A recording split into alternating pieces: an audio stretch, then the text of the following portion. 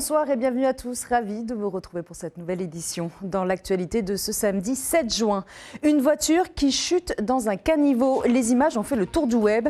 Ce véhicule a été volé et appartient à un couple de Matayapo, aujourd'hui attristés d'avoir perdu leurs moyens de transport et de travail. Près de 50 chefs d'État attendus à la 3e conférence des Nations Unies sur l'océan à Nice. Mais quelle est la place des Outre-mer face aux grandes nations? Quels sont les enjeux? Éléments de réponse dans ce journal. Il est le grand vainqueur de cette 37e édition. Tuteari Hoatua remporte le Taito 2025, une première pour ce champion. Chez les dames, Iloha Eishen remporte la course. Elles sont 6, elles ont entre 19 et 25 ans et ce soir, elles ont toute une ambition commune, remporter la couronne de Miss Dragon 2025. Elles vont pour cela devoir convaincre le jury avec 4 passages sur le thème du rêve. Nous rejoindrons notre journaliste qui est sur place dans les jardins de la mairie de Papeete. Et ce soir, dans notre rubrique Tehono Rahua, nous recevons un artiste aux multiples facettes, compositeur, multi-instrumentiste, enseignant. Il façonne depuis plusieurs années une œuvre à la croisée des genres et des cultures. Teiva Viaris est notre invité ce soir. Choc et consternation. Un couple de Matayapo a eu la mauvaise surprise de retrouver son véhicule volé accidenté dans un caniveau de Papara. Les coupables, une bande de jeunes voleurs peu scrupuleux et alcoolisés. Un coup dur pour ces victimes âgées de 79 ans. Mélissa Chong et Jérôme Lee les ont rencontrés. Ce véhicule volé manque de percuter une voiture en sens inverse et finit sa course folle dans un caniveau de Papara. Cette vidéo prise par un automobiliste a choqué la toile, mais pas seulement. Jocelyne Liénard, 79 ans, propriétaire du véhicule, est encore très éprouvée. Pour elle, ce vol était prémédité. Les voleurs, ils sont entrés par là, ils ont fracturé notre portail, ils ont poussé très fort et puis ce pont-là est tombé, ils sont rentrés, ils ont marché dessus, ils ont fracturé et là on a rafistolé. Pour Guy Liénard, cette voiture a une grande valeur sentimentale, outil de travail indispensable au couple qui continue de travailler au Faapu. Tous les matériaux de construction, y compris le phare époté, la Toyota a tout transporté, elle m'a aidé à construire cette maison pour la famille. Il faut l'avoir vécu pour comprendre ce genre de choses. Il n'y a que les gens qui ont une voiture qui les a aidés à grandir, à vivre, qui peuvent comprendre l'amour qu'on peut avoir pour un véhicule. 2 jeunes hommes ont été interpellés sur les lieux de l'accident. Le test d'alcoolémie du conducteur s'est révélé positif. Il faut encore attendre les résultats des analyses de stupéfiants. Ils ont été placés en garde à vue, mais Jocelyne, elle, en appelle à la responsabilité des parents. Il faut les éduquer, les gronder. Ce n'est pas ne plus les aimer. Au contraire, si tu les aimes, il faut les éduquer pour qu'ils deviennent quelqu'un de bien. En plus, on bat le record des morts sur la route. Ça suffit peut-être. Mardi 10 juin, un expert viendra évaluer les dégâts causés par l'accident sur ce véhicule. Guy et Jocelyne espèrent pouvoir obtenir réparation. Une enquête a été ouverte auprès de la gendarmerie de Papara. Et direction à présent la Côte d'Azur, à Nice plus précisément, on va s'ouvrir lundi la 3e conférence des Nations Unies sur l'océan. Objectif, mettre en œuvre des actions concrètes pour protéger les océans. En parallèle à ce grand rendez-vous, des forums et des conférences sont organisés pour échanger, informer et sensibiliser. Des événements auxquels participent les représentants polynésiens pour partager leur vision. On écoute les maires de Tevayuta et Nukuhiva au micro de Véronique Nison. C'est cet impact qu'a aujourd'hui l'océan sur les littoraux de Polynésie française et donc moi je cherche personnellement à comprendre quels seront les financements, l'ingénierie publique et privée qui sera mise en œuvre pour réaliser ces protections de littoraux et puis investir dans des infrastructures qui seront adaptées. On voit chaque jour la montée des eaux parce que c'était pas le cas il y a 10 ans, c'était pas le cas il y a 20 ans. Actuellement, une simple forte de houle, ça déborde carrément au niveau des réseaux routiers. Et puis Moe Tai Brotherson, aussi en déplacement à Nice, a annoncé hier la volonté de faire passer l'intégralité de notre ZEE en aire marine protégée. Une initiative saluée par le président de la République Emmanuel Macron qui qualifie cette décision d'historique et promet des moyens. Cyclone à répétition, risques côtiers, biodiversité menacée, problème d'accès à l'eau, une triste réalité pour les Outre-mer. À travers un rapport publié mardi dernier, le réseau Action Climat démontre que ces territoires sont en première ligne face au changement climatique et ses conséquences. Il appelle à une meilleure protection de la part de l'État. Les explications, Laïd Beritane. 2017, Saint-Martin et Saint-Barthélemy frappés par Irma. Décembre 2024, Chido dévaste Mayotte. Février 2025, Garance s'abat sur la Réunion. Avec un réchauffement mondial de plus de 2 degrés, les scientifiques estiment que la proportion des cyclones de catégorie 4 et 5 augmentera de 13%. Tout comme l'élévation du niveau de la mer, conjuguée à l'érosion côtière, accroît le risque de submersion marine. Illustration avec le déplacement du village de Miquelon, une relocalisation inédite en France qui fera des habitants de Miquelon les premiers réfugiés climatiques du pays. Autre signal d'alerte, la disparition accélérée des récifs coralliens. 70% sont déjà dégradés en Guadeloupe, ils pourraient même mourir à l'horizon 2050. Conséquence du réchauffement climatique sur la biodiversité, les forêts disparaissent peu à peu à Mayotte, en Polynésie et à Wallis et Futuna. Avec la hausse des températures, l'eau potable est l'autre urgence en Outre-mer. Elle devient rare et chère. En Guadeloupe, le mètre cube coûte 6,52 €, un record national. Des réseaux vétustes engendrant des fuites abyssales dans plusieurs territoires ultramarins. Les départements, régions et collectivités d'Outre-mer sont les plus exposés au changement climatique. Et restons dans le thème de l'environnement avec cette projection de film au Parc Paofei. 1000 personnes sont attendues pour le 50e Éco-Ciné. Au programme de la soirée, le dessin animé Migration, projeté à partir de 18h30. Organisé par la Brigade Verte depuis 2010, cet événement a pour ambition de sensibiliser la population à la préservation de l'environnement. Ludovic Bardouf, président de l'association, répond à Théophane Periitoa. Alors en fait ce soir c'est la 50e, cet événement on l'a créé en 2010, donc on est très fiers de cela, on va passer le cap des 200 000 spectateurs. Alors ce soir on a un tout petit peu moins de monde vu le temps, le temps a été changeant tout au long de cette journée. Cette projection elle vient clôturer une semaine d'action, on était sur le terrain depuis le 26 mai même, on est au-delà de la semaine d'action et cette semaine on a notamment planté des arbres, on a fait plusieurs opérations clean-up day sur différents sites. Des centaines de rameurs sur la ligne de départ, mais au finish, un seul gagnant. Tuteari Hoatua est le grand vainqueur de la Teaito 2025. Une première pour le champion qui a su tirer son épingle du jeu sur le parcours de 22 km entre Aureitinihau et le Motu Martin Mahina. Chez les dames, sans surprise, Iloha Echen remporte la course. Reheina Jarian Teivaribe. C'est une victoire qui s'est jouée dans un mouchoir de poche. Exploit historique de Tuteari Hoatua, suivi de près par son coéquipier du Team OPT, Tuatea Tereyamanu. Une performance remarquable réalisée en 1h44 minutes. J'ai géré l'allée. Quand on a tourné le Motu Martin, j'ai essayé de ne pas trop laisser partir les boys.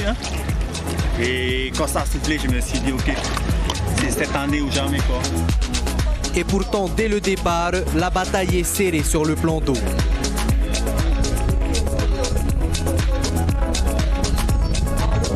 Tour à tour, les moteurs nouvelle génération vont se relayer en tête de course, histoire de prendre au plus vite l'ascendance psychologique. On citera Putu Lister, Keonis Sulpice ou encore Hotuiter pour œil. Une lutte sans merci qui révélera l'endurance et la puissance absolue du Team OPT. C'est là qu'on voit aussi sur les résultats. Les cousins, là, on vient de faire 100% podium Team OPT. Félicite le copain Toitel qui n'a pas lâché jusqu'à la fin. À 8h ce matin, les vétérans, les dames et les U19 étaient alignés sur la même ligne de départ.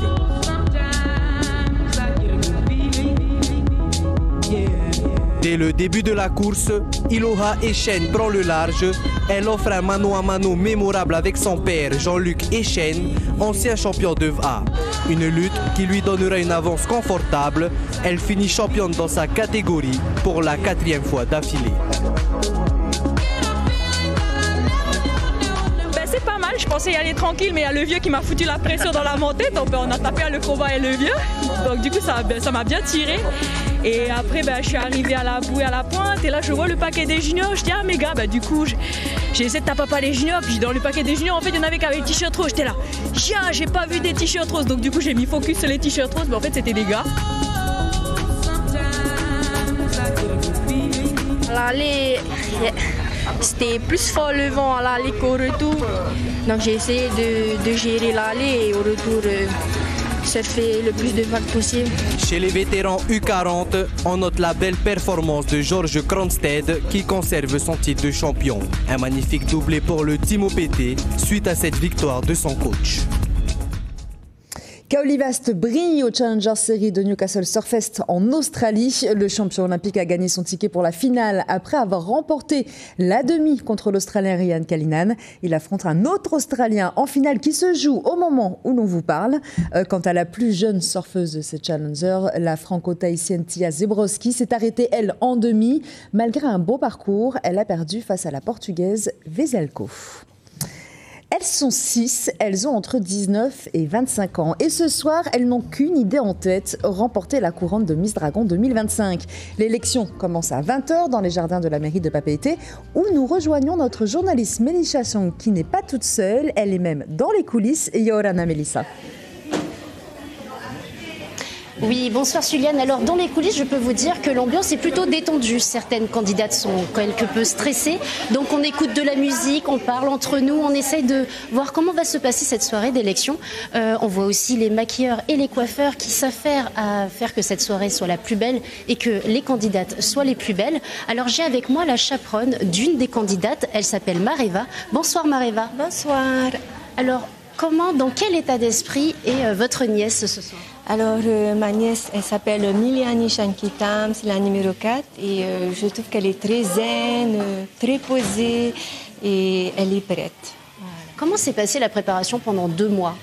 Beaucoup d'entraînement parce qu'il fallait apprendre à défiler. Il y avait son spectacle à préparer aussi.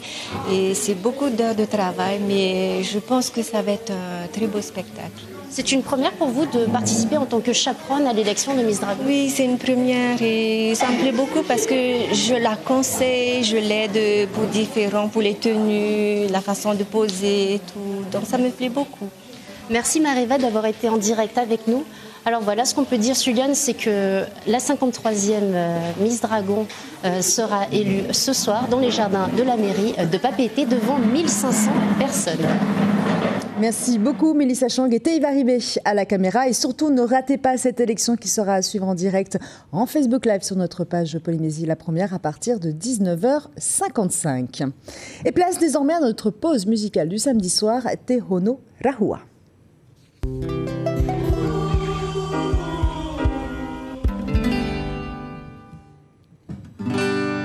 E mei mata te ie no e e mira aria ina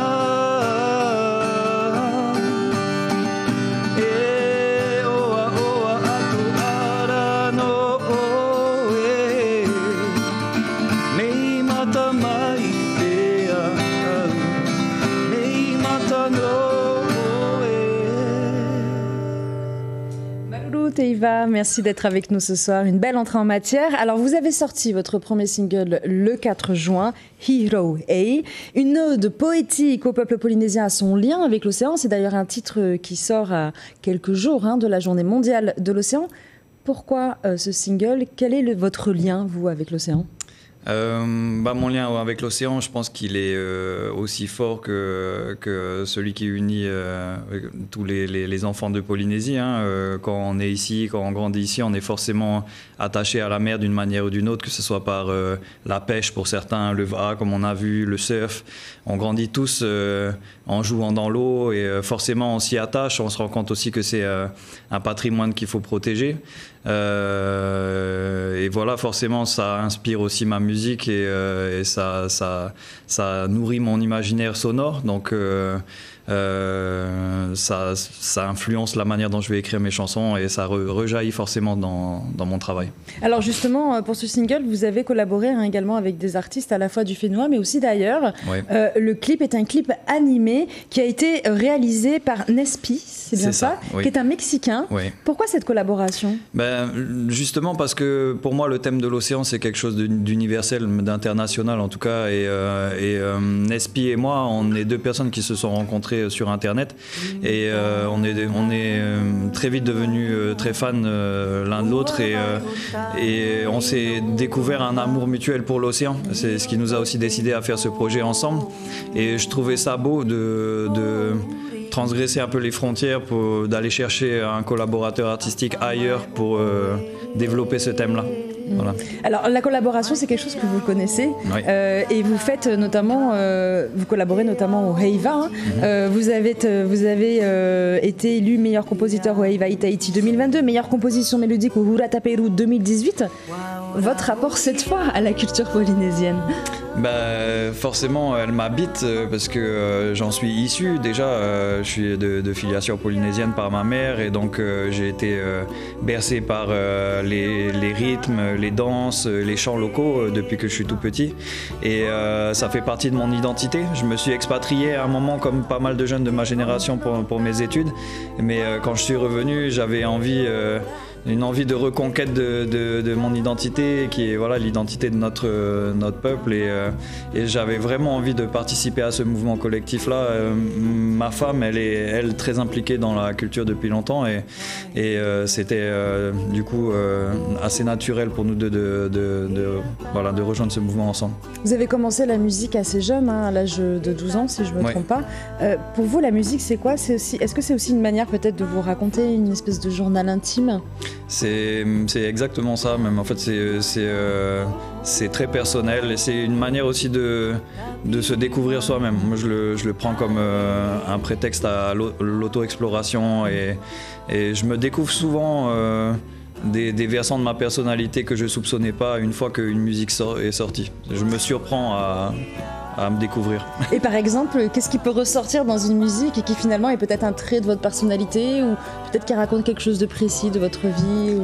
Là, pour ce single en particulier, j'avais pas l'habitude d'aller dans des rythmes aussi asymétriques et aussi de chercher autant de syncopes et de danse, ça me ressemblait pas trop. Et c'est vrai que quand ce titre est sorti, la première chose que je me suis dit tiens, c'est surprenant, ça me ressemble pas beaucoup. Et en réalité, j'avais l'impression que ça ressemblait à rien d'autre que j'avais entendu, c'est ce qui m'avait aussi beaucoup plu. Et c'est ce qui m'a donné envie de l'assumer et de le sortir, quoi. Merci beaucoup Teiva Biaris d'être avec nous. Alors vous restez avec nous, on vous retrouvera à la fin de cette édition avec 2 de vos musiciens. Et c'est ainsi que se referme notre pause musicale.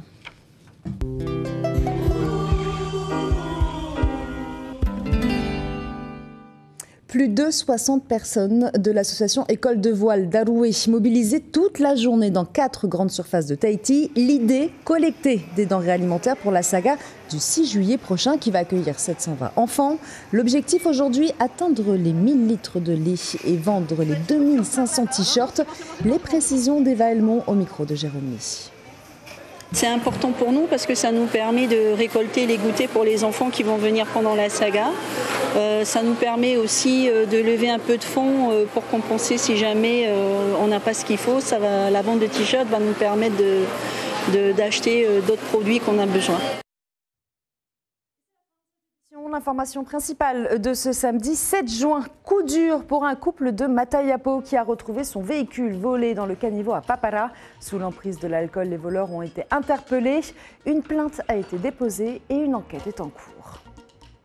Et restez connectés à l'actualité sur notre site internet. En ce moment, ne ratez pas la belle sélection de clips des archives musicales de notre télévision à l'occasion de ses 60 ans. Et comme chaque samedi, on se quitte en musique. Teiva Biaris a été rejoint en plateau par 2 de ses musiciens. Ils vont jouer pour vous ce soir. Très belle soirée à tous et à demain.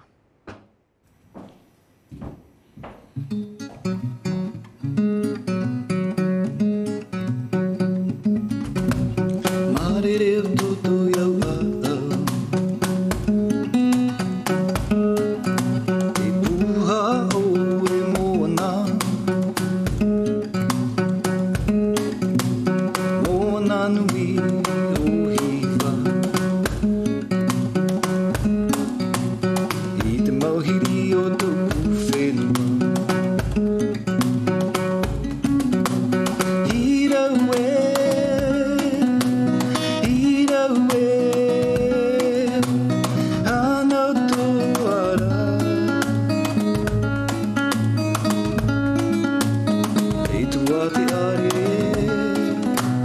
Te mua tua Te tua te are Te mua tua Poiana te are o whauia Te mua whauia ue Whanau ia tō tata e oe Ti ana wau i tō taimure